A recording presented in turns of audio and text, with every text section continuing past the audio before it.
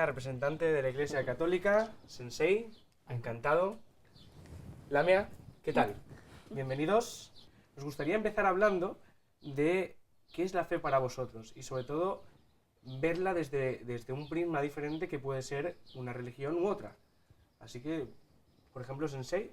Fundamentalmente es un modo definitivo de entender la realidad, de comprender dónde estoy, qué es lo que hago y qué va a suceder de mí cuando me muera.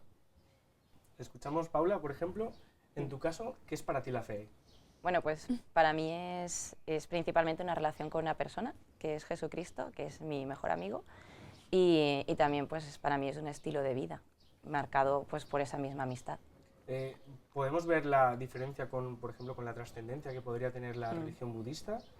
Sí, bueno, obviamente pues los católicos pensamos que después de la muerte hay algo más, entonces también vas enfocando tu vida sabiendo que después hay algo más y que la vida no se acaba con la muerte. ¿Lamia? La fe. Para mí la fe es un sentimiento interno y privado que enfoca la religión, cada uno ya a la religión que siga. Más que nada también la religión en sí es un modo de vida o de entender las cosas o la recompensa que vas a tener tras cada hecho que tienes. Y cómo, sobre todo, cómo es esa relación con Dios, con Jesucristo que comentas? O sea, dices que es como un amigo, pero ¿cómo sientes esa afección, ese amor que tú dices?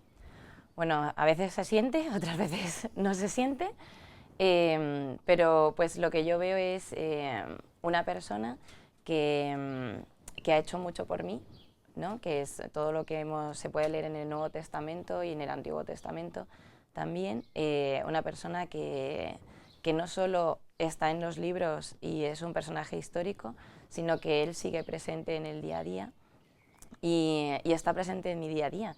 Y pequeños detalles que a lo mejor para la gente puede ser casualidad, yo lo veo a lo mejor como una diosidad, ¿no? O sea, que es la providencia, que no pasan las cosas porque sí, sino porque Dios está detrás, un poco llevando tu vida y saliéndote al paso de lo que va sucediendo. En los momentos más difíciles, a mí rezar me reconforta mucho. O sea, es un momento en el que en la oración te sientes muy acompañada por Dios, sobre todo eso, en momentos de a lo mejor mayor sufrimiento. Y, por ejemplo, Lamia, con lo que ha dicho Paula, ¿qué similitudes podemos ver con lo que... Muchísimas. Al fin y al cabo la fe es casi es lo mismo, pero muchísimas similitudes, como el compañero, como la paz interna que tiene el ser humano y que nunca sientes que estás solo. Hay muchísimas, me ha asombrado, me ha asombrado porque te das cuenta de que al fin y al cabo es todo lo mismo. El sentimiento que tiene cada persona, sea cristiano, sea musulmán, sea budista, sea judío, el sentimiento es el mismo, de unión, de paz y de creencia. Sensei, esta pregunta para ti es un poco más... ¿Cómo afecta a ti, contigo, esa relación con tus creencias? Pues mira, yo como te comentaba antes, la pieza clave es el contacto con el otro y el fundamento de eso está en la motivación. Nosotros en nuestra tradición budista le damos mucha importancia a la actitud, la motivación con la que se hacen las cosas. Basamos nuestra convicción en la ley de causa y de efecto. ¿De acuerdo? Nuestras acciones de pensamiento, de palabra y de obra, de acciones corporales, tienen resultados, tienen efectos inmediatos o a largo plazo. Entonces, la clave está en tener una actitud adecuada, saludable, positiva, para que ese efecto también lo sea. Entonces, la actitud fundamental que cultivamos en nuestra práctica budista es la actitud de sensibilidad y de altruismo hacia todos los seres. Cualquier acto, antes hacemos una pequeña oración, una pequeña declaración de que este acto sea de beneficio para todos los seres. O sea, hay una especie de interpretación simbólica. Por ejemplo, Ujú. yo antes de venir aquí me he afeitado la cabeza, me he rapado la cabeza y la barba y tal, y he dicho, antes de empezar, yo, al afeitarme esta barba y estos cabellos, hago el voto de conducir a todos los seres a la suprema iluminación. Ujú. Y luego me está afeitando. Pero no lo he hecho de cualquier manera, lo he hecho de una manera determinada, un gesto ritual, ¿no?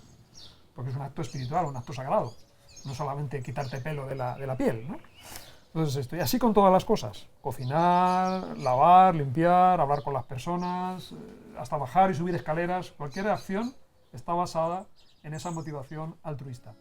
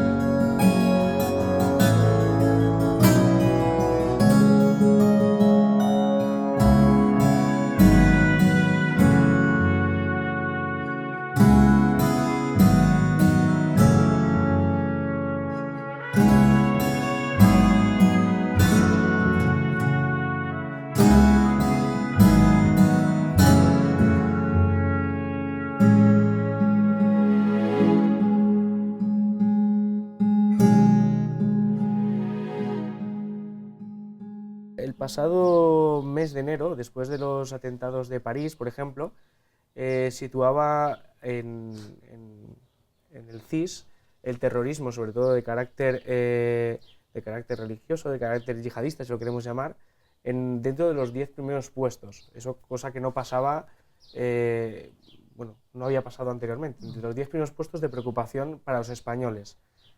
¿Cómo valoráis eso? Terrible. Terrible más que nada porque llevan la etiqueta de una religión Ujú. que no tiene nada que ver con ello. Además, el nombre yihadismo viene de la palabra yihad. Yihad es una palabra árabe que significa esfuerzo. Y en la religión musulmana sí que se cita el yihad, pero es el esfuerzo que hace el ser humano por ser una mejor persona musulmana.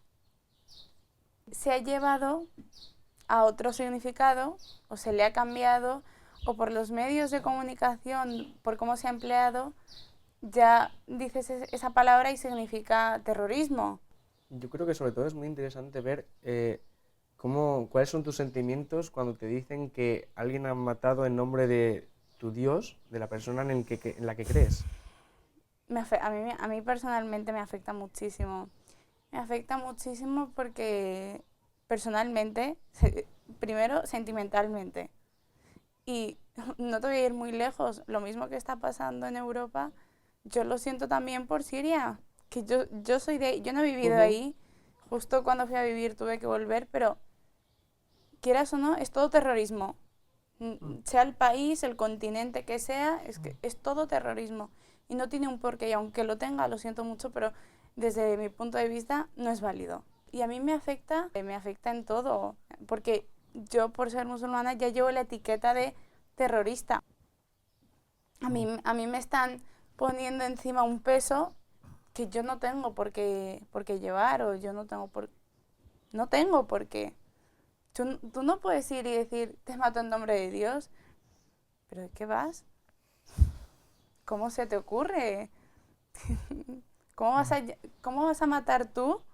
¿Cómo le vas a quitar tú la vida a una persona en nombre de la misma persona que se le ha dado? Vamos a decirlo así. ¿Por aquí? Pues yo justo estaba hablando de este tema con mis amigos ateos y fue muy interesante su punto de vista porque ellos decían que ese terrorismo, yihadismo, realmente ellos creen que no tiene nada que ver con la religión.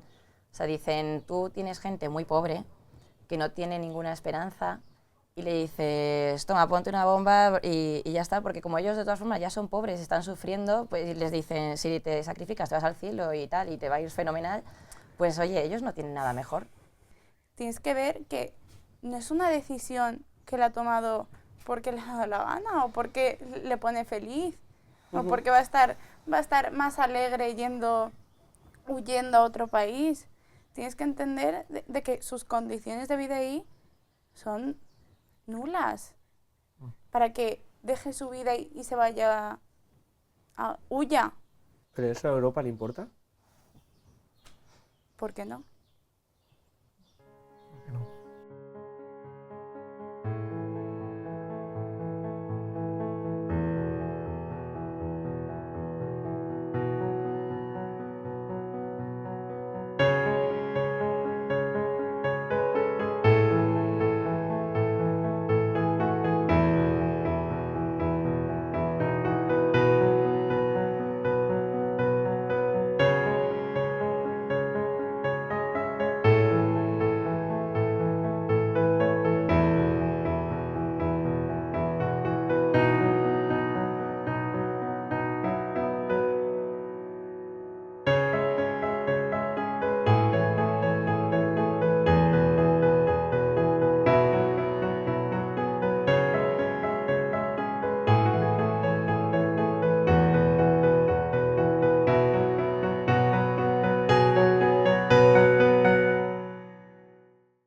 El obispo de Alcalá de Henares, Juan Antonio Reig Pla, me imagino que conoceréis estas frases que fue soltando, dijo cosas como la homosexualidad se cura con terapia y si una persona gay, ¿cómo era? Los homosexuales se corrompen y se prostituyen y encuentran el infierno. La religión musulmana, en este sentido, ¿qué opinión tendría? La religión musulmana tampoco lo acepta y lo lleva como que es algo porque trae enfermedades. Principalmente las causas son por enfermedades y porque si todo el mundo se va a volver gay y lesbiana, ¿dónde va la sociedad? Es un tema muy delicado y muy complicado. Yo, como ciudadana o como persona musulmana normal y corriente que no tengo ningún cargo, no sabría decirte de se tiene que hacer esto, se tiene que hacer lo otro. Yo es un tema que respeto por completo, vamos, lo respeto completamente. No lo comparto, pero lo respeto.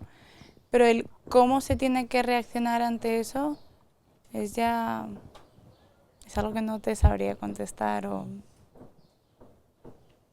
Una cosa es acoger y aceptar y respetar, y otra cosa es que lo que tú estás haciendo no es correcto.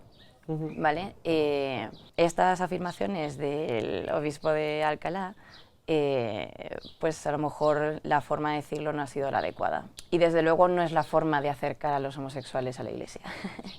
Muchos, por ejemplo, psicólogos católicos, hay uno de hecho muy famoso que ahora no recuerdo el nombre, que él era homosexual y luego volvió a ser heterosexual y él se dedica a ayudar a homosexuales a ser heterosexuales, pero no como un parche de tienes que ser heterosexual, tienes que ser, ¿no? Sino que curando heridas que tiene esa gente que les ha hecho volverse homosexuales, ¿no? Eso es el caso de algunos, porque hay algunos que son por heridas del pasado, hay otros que son por elección, que son homosexuales, ¿no? Sí, pero quizás es Pero- ahí donde radica la problemática. Lo de que sea una enfermedad o que se pueda curar o que se pueda corregir, Ujú, o para incluso entrar en la iglesia o a formar parte de ella. ujú. Si me permites, Sí. José, quería hacer una pequeña aportación sobre este tema. En una ocasión, el Dalai Lama comentó que cuando la enseñanza del Buda y la ciencia no coinciden, hay que dejar a un lado la enseñanza del Buda y quedarse con la ciencia. Con el tema de la homosexualidad pasa lo mismo. No hay ninguna prueba científica, ninguna, que demuestre que la homosexualidad es una enfermedad, una perversión de la personalidad o una distorsión psicoemocional del individuo. Es una opción sexual genética, Ujú. en la inmensa mayoría de los casos. Pero eso no es ya- verdad, Perdón, ¿eh? eso no es verdad. Pruebas hay. Pues claro que las hay. Tómate la molestia de estudiar, de leer un montón de estudios sobre el tema, que los hay. Claro. Mm.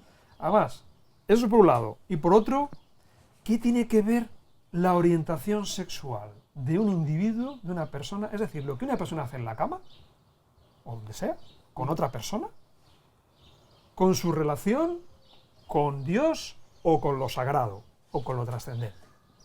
Hay muchos casos de gente que era homosexual y que ha vuelto a ser heterosexual y No que eran efectivamente No eran tenían un homosexuales. problema, ¿Problema?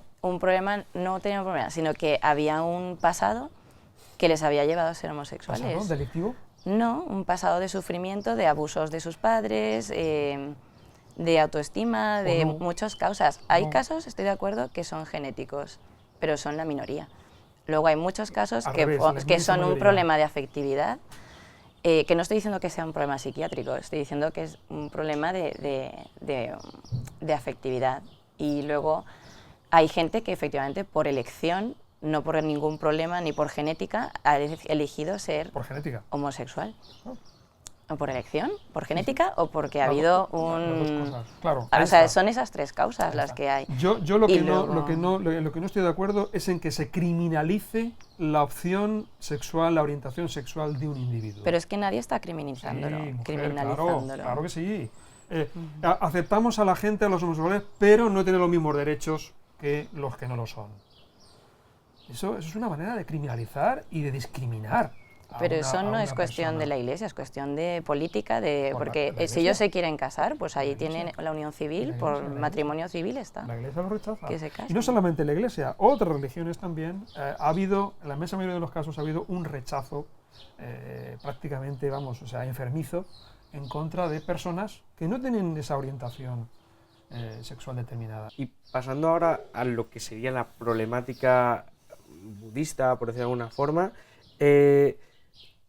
las críticas que se le hacen principalmente al budismo es que muchas veces se le atribuye como si fuera una filosofía, un modo de vida. ¿Qué puedes decirnos acerca de esto? Bueno, pues sí, yo en eso soy muy crítico. Me alegro de que me hagas esta pregunta, José, porque algunos de los principales problemas que tiene el budismo en España en concreto es una falta de identificación clara. Hay bastantes, quizá demasiados budistas que no se sienten tales, que practican el budismo de hecho, de facto, prácticas budistas de meditación, de desarrollo interior y tal, pero no se consideran a sí mismas budistas. O sea, no se identifican con los principios espirituales y éticos y institucionales del budismo. A la dificultad de no identificarse como budista le sigue la falta de visibilización, ¿no? En forma de símbolos, en forma de actividades públicas, celebraciones públicas, festividades públicas. También influencia a nivel educativo. Hay muy pocas instituciones educativas que den asignaturas de budismo, como filosofía o como religión o como materia de estudio. Sin embargo, en el resto de Europa, Estados Unidos y en el mundo occidental sí que lo hay. Yo creo que para ir un poco cerrando este encuentro, nos gustaría abordar un tema que yo creo que es, en este caso, es universal un poco a las tres religiones en principio que representáis, y es el papel que la mujer representa en él, ¿no?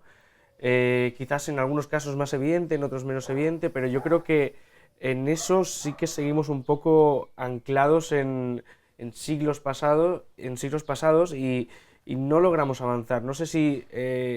Es verdad que históricamente a lo mejor no ha tenido mucho papel, pero porque la misma sociedad no tenía un papel, no porque fuera opinión de la Iglesia que no lo tuviera, sino porque socialmente era así. En la Iglesia cada vez la mujer tiene un papel más importante, y luego además nosotros tenemos una figura femenina que veneramos, que es la Virgen María, que es que ningún hombre puede decir que es padre de Dios, pero sí hay una mujer que puede decir que es madre de Dios, ¿no? O sea, entonces ahí realmente discriminación quizá el hombre más que la mujer, ¿no? Porque ahora mismo la mujer casi teniendo esto en cuenta, tendría un estatus superior al del hombre, ¿no?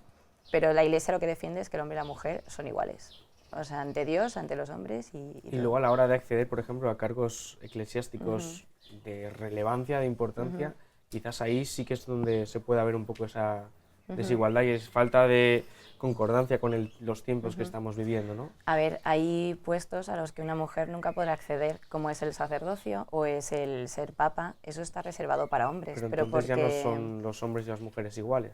No se podría seguir ese precepto, ¿no? Sí son iguales, lo que pasa es que cada uno está llamado a una cosa diferente. O sea, tú para ser sacerdote no es que tú elijas ser sacerdote. Yo quiero ser sacerdote, como quien quiere ser torero o quiere ser médico. O sea, el sacerdocio es una llamada de Dios. O sea, a ti Dios te llama personalmente y te dice, quiero que seas sacerdote. Y Dios no llama a mujeres a ser sacerdotes. Paula, ¿por qué no? Pues mira, por ejemplo, Jesucristo eligió 12 hombres para ser sus apóstoles, porque no eligió ninguna mujer, cuando sin embargo las mujeres demostraron ser más dignas que los hombres, porque en el momento de la cruz y todo, las que estaban ahí eran las mujeres, no los hombres. Es cierto, no se ha avanzado todavía lo suficiente en el tema de la igualdad de género. Cuando me refiero a igualdad de género, me refiero a que tanto mujeres como hombres tienen derecho y acceso igual a puestos de jerarquía, de enseñanza, de autoridad. No existe la igualdad absoluta, ¿de acuerdo? En el budismo. El Buda histórico, al principio, según las enseñanzas más antiguas del budismo, se negó a admitir a mujeres en la orden monástica, porque dijo que no estaban preparadas para ello, que tenían otras funciones y tal. Y solamente a instancias de su primo Aranda, que era asistente suyo, que le insistió muchas veces en que admitiera a las mujeres a la orden, lo admitió. Y la pregunta que le hizo fue, maestro, ¿ellas pueden practicar lo mismo que nosotros? Dijo, sí. ¿Pueden purificar su mente lo mismo que nosotros? Sí. ¿Pueden llegar a la liberación última como nosotros? Dijo, sí.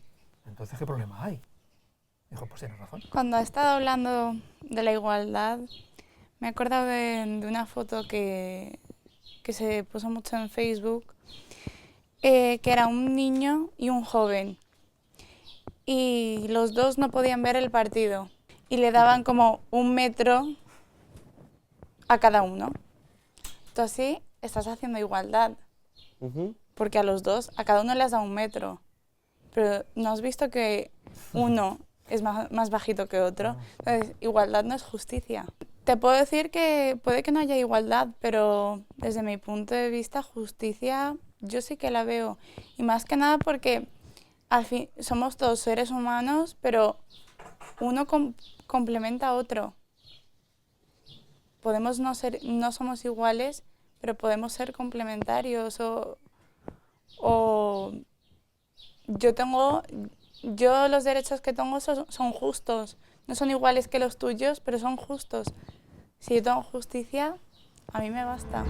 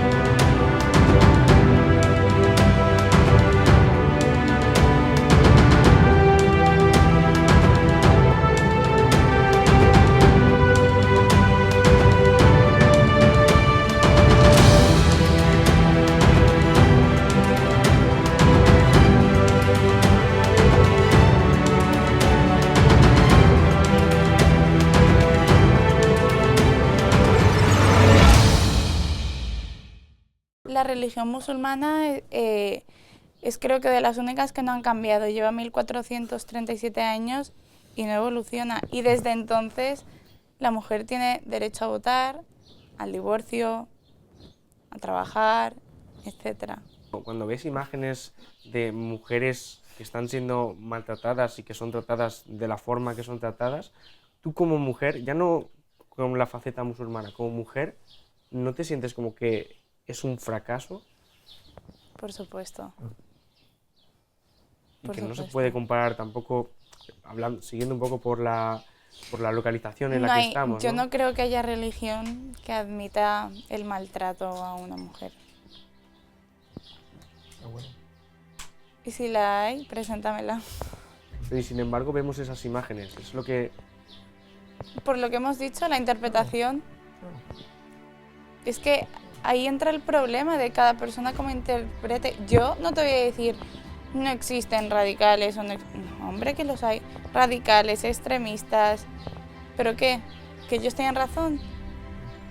¿Ellos llevan lo correcto? ¿Por qué? Porque a ellos se les escucha más.